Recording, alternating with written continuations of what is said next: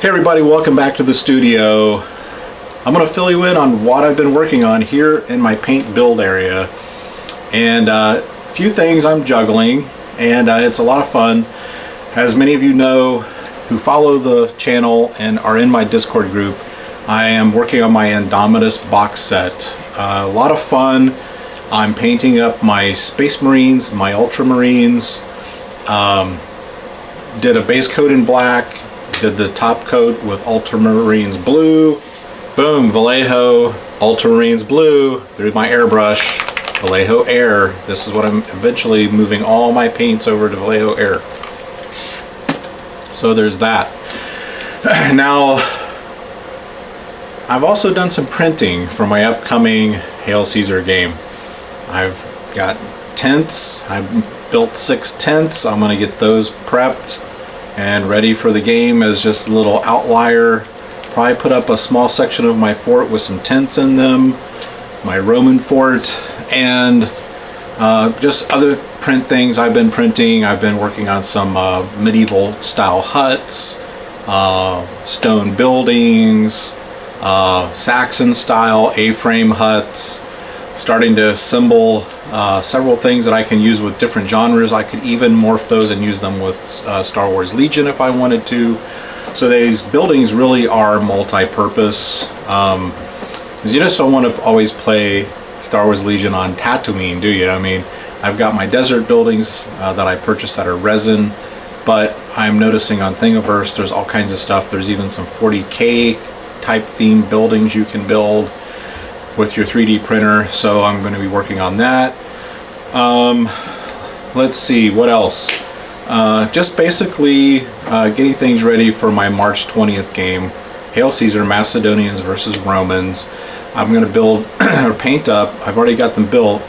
As soon as these Ultramarines are off my paint table, the 4 blocks of 10 Roman troops, which we are counting as a standard unit, I will be finished painting those. Those are pretty easy to do, the Romans.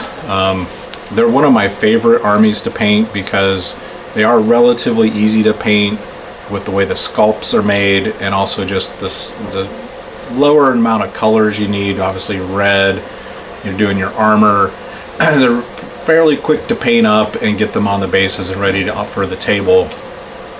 And then that should be it for my troops. Now I've also repurposed for my Marian Roman list from Hail Caesar.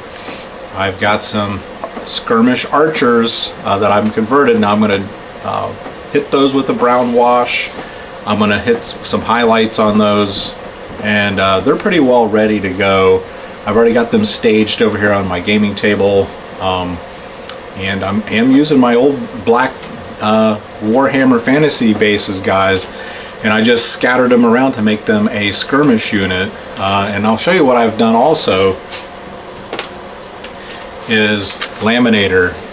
Now I had this laminator since my son was in Cub Scouts because I was a leader and I used to take their little member cards and laminate them. So I've had this laminator in its box here in the studio for years. I've not ever really used it, and I got it out a few weeks ago, and I've been laminating all of my quick reference sheets for upcoming games. We used them for my Black Seas game. And you can see here something I've done is I've got my Marian Roman list, right? So I went ahead and photocopied this in my office and just took a highlighter and highlighted the units I'm bringing to the table so I can quickly reference them during the game. And I highly encourage you guys, if you're a serious gamer and you go to a lot of club games, or you're going to even like making demo games for conferences, and just for your friends to play, this is inexpensive. That laminator, I bought that years ago. I forget what it cost, but you can get them on Amazon. They're cheap. It's just heated rollers is all it is. And then you can get these full sheet laminates. I used to use this little slickies you could slide them into with the 3-ring tabs on the side. And yeah, they're okay, they're adequate. Mine were getting really worn out. I've been using them for years, so I pitched them all, and I just ordered a package of 100 laminate 8.5 by 11 laminates, and I think they're like $10 for 100, so they're really cheap. It's a nice way to keep things organized. They're protected, they look nice, and you just stick them in a rule book between games, put them back on your bookshelf, and you're ready to go for the next game. I also printed off, like I said, cheat sheets, quick reference sheets, right? So I've got those for Hail Caesar, double-side them, right, for all the various units. I've printed up just, commander orders, just little rules that we typically will forget during the game and we need to refresh, so that can live inside the rule book, and it's quick and easy to pull out during a game and help refresh our memory, because like I said, I'm going to end up between 6 and 8 games that are really going to be my core games that I play on a regular basis. Hail Caesar is going to be one of them. Black Seas is one of them. Warhammer is going to be another one. And other game systems that I like to play. Battle Group. I still want to bring some Flames of War content to the channel. I still like to do a Flames of War game sometime here in the gaming studio or the gaming hall. So yeah, that's kind of starting to formulate my core games. Star Wars Legion, Star Wars X-Wing. Upcoming will be Star Wars Armada, right? American Civil War. Probably gonna stick 2 rule sets. I'll probably play Black Powder, and I'll probably play Stand 2's version, which is over Malvern Hill, I believe, if I'm not mistaken. They've got an ACW version of the rules.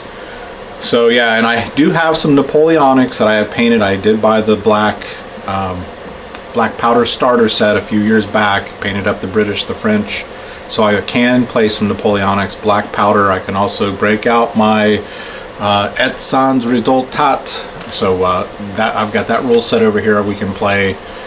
And then of course I've got my Rise and Fight Again rule set, which is for American Civil War. I have a really nice British and American AWI, American War of Independence armies, that we're definitely going to be playing this summer sometime.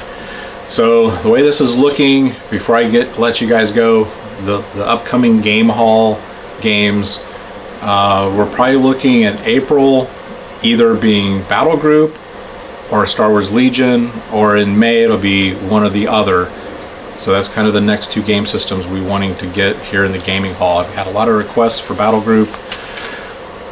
Philip, our newest member of the group, wants to play Battle Group, so we're probably going to do a 15mm Battle Group, since I have so much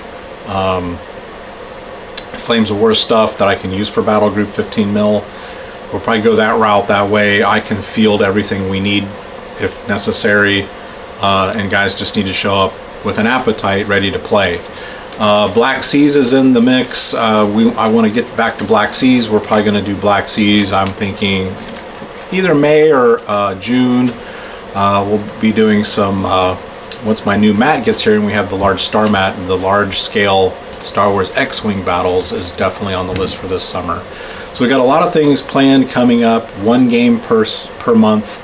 And trust me, it's hard enough to get everyone together for 1 game a month, right? With everything that's going on, people are busy, they're raising kids, whatever, work. We do good if we get 2 to 4 players over here in the game hall once per month, and that's just the way it is. And hopefully as things loosen up and we can get more settled into the summer, we may be able to do some 3v3s that we like to do here in the gaming group. All right, thanks for tuning in today, guys. Keep looking forward, keep your head up, and for God's sake, whatever you do, keep on gaming. See you next time.